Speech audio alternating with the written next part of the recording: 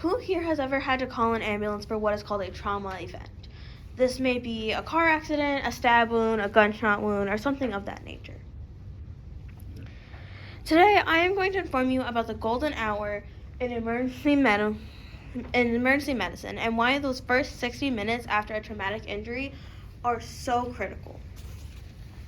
We should care about the golden hour because understanding how crucial the first 60 minutes after a traumatic injury can empower everyday people to act quickly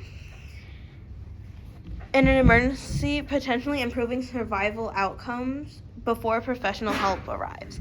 I'm currently an EMT student and will be going on to get my associates in applied science to get my paramedic license. The golden hour is a critical concept in emergency medicine because it defines the first 60 minutes after a traumatic injury. It explains why immediate treatment greatly increases survival rates and shows why public awareness of this time period can help save lives.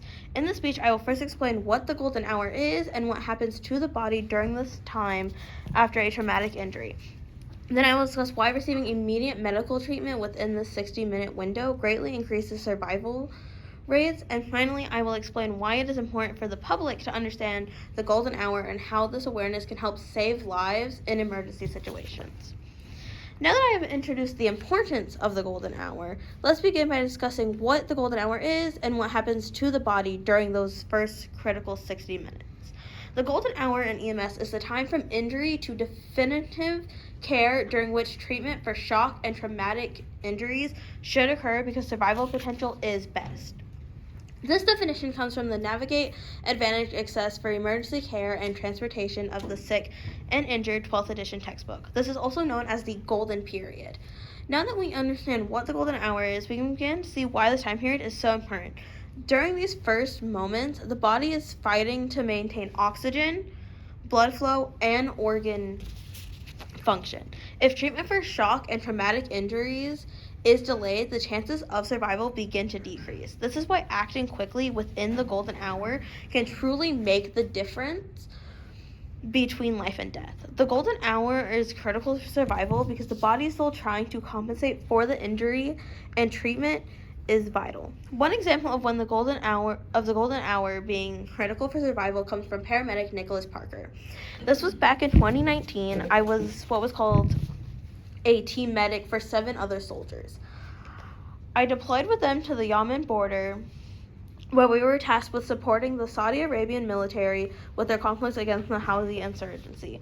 We stayed at a compound that I can't name, but consisted of us as the only Americans and a large number of Saudi Arabian officers and soldiers. The compound was primarily responsible for conducting the intelligence gathering and targeting for artillery and missile strikes. While I trained a small contingent of the Saudis in what we call CLS or Combat Lifesaver, the scope for that is limited and restricted to a lighter version of the American EMT's capabilities. One night, and I mean late night, 1 to 2 a.m., we were woken up by what felt like an earthquake, except add to this a deafening boom and debris hitting our building. A Howley drone equipped with a large amount of explosives struck one of the command centers within the compound. While none of my guys were in the building, I knew a few Saudis work inside that building at night. My team leader, another buddy, and I grabbed our medical equipment and ran over to the building. It was up in smoke, and a large hole had appeared on the roof where it didn't belong. Inside was an absolute disaster. Paper, electronics, and debris were scattered in the main room, and within it, several of the Saudis. I could tell right off that most of them were not going to be viable for help. My team of 3 went around and began triaging to see who was still alive and needed the most help. 4 of the Saudis were beyond help, but 2 were still breathing. The first was lucky. He had just stepped out of the room when it was bombed, and he flew into a wall and had shrapnel injuries to his arms. He wasn't bleeding much, was still able to respond to us, but we were concerned about eternal injuries. The second, however, was a task. He suffered an injury to his airway. He had shrapnel injuries to his face as well as various burns throughout his body. He was choking on blood and couldn't manage his own airway. My buddy began treating the first officer, and my team leader and I began working on this officer. In the military, we practice what is called tactical combat casualty care and follows a set algorithm. I made sure to stop any bleeding first and then had to achieve airway control. While in civilian medicine, I'd consider sedating him and intubating. In this setting, my best and only option was for a cricothyrotomy. I surgically cut a small hole into his throat and inserted a tube that he could breathe out of, and thankfully he could still breathe on his own. After ensuring his breathing was adequate and getting an IV to push medications, I knew this guy didn't have long to make it to a surgical center. My team leader, a Special Forces major in the National Guard, and an actual FBI agent as a civilian already knew this. He tried to contact for a medical evacuation with a helicopter flown by the Saudis, but was told it would take up to 45 minutes to spin up and get to our location. We both opted to get these two into our trucks and transport them ourselves. The nearest facility about the same distance, 45 minutes, within the hour window. We got the survivors onto our SUV and hightailed it through the desert. We managed to keep both casualties stabilized, but without blood to give and personnel to work their multiple injuries, they were definitely not getting any better. The more critical patient was a difficult task to maintain. Their blood pressure and oxygenation was what I had on hand, and would not have made it if we had waited for a helicopter to pick him up. We managed to the hospital in about 48 minutes. When we handed the two patients off, the more critical one was likely moments away from dying, and as they went into the building, I prayed there would be a good outcome.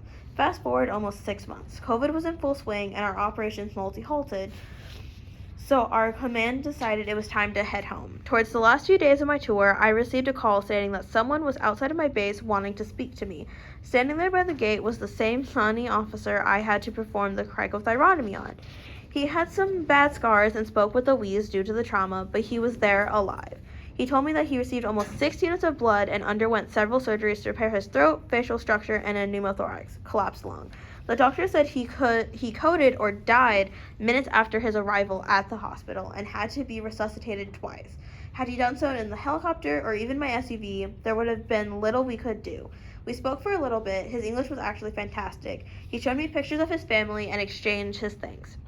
To this day, while I do appreciate my many opportunities I have been given to apply my trade both as a civilian paramedic and as a combat medic, this particular incident still reminds me that time is tissue, and while we have a lot of tools and knowledge at our disposal to help people, arguably our greatest tool is being aware of that golden hour and getting them to the care they need. Another example comes from paramedic Leslie McCrimmon.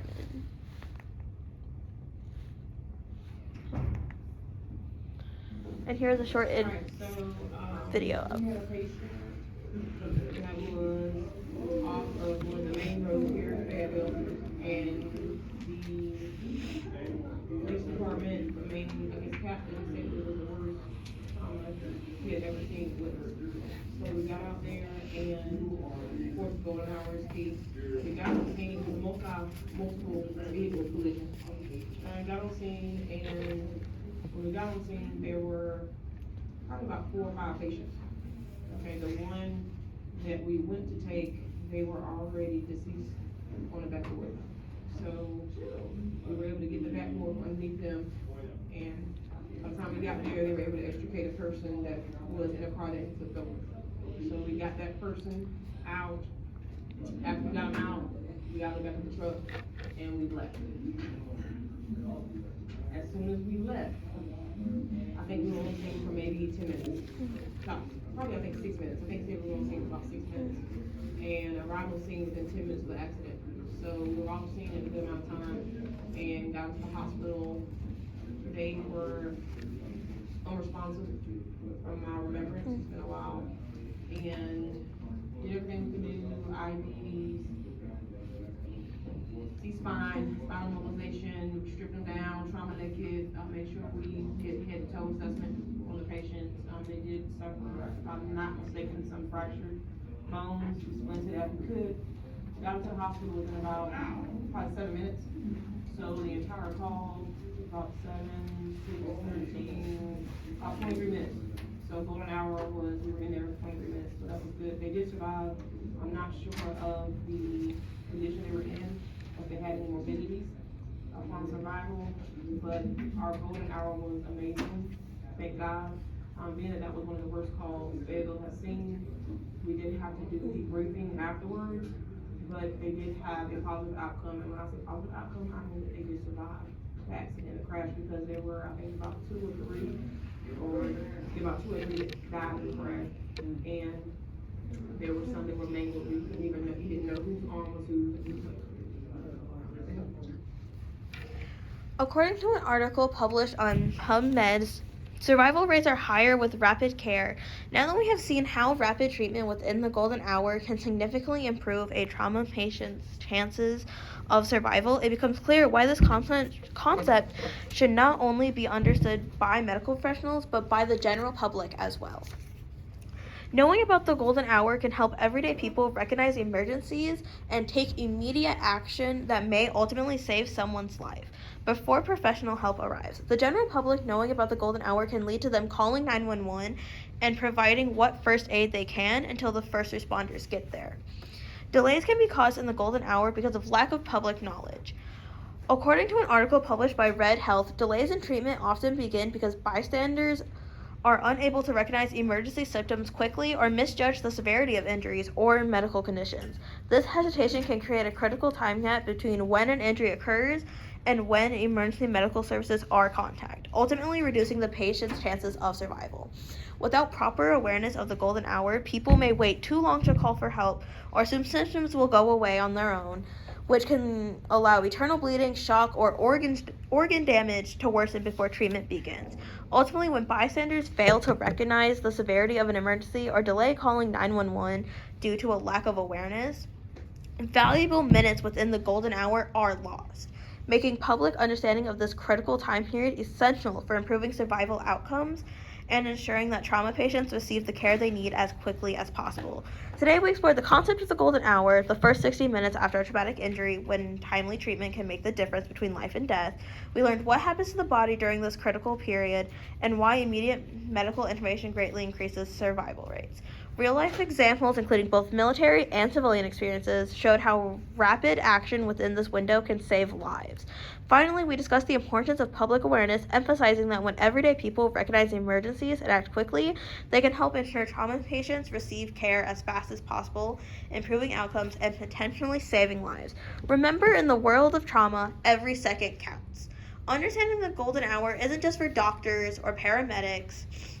It's a tool that can help empower anyone to save a life. The next time you see an emergency, acting fast can mean the difference between tragedy and survival. Thank you.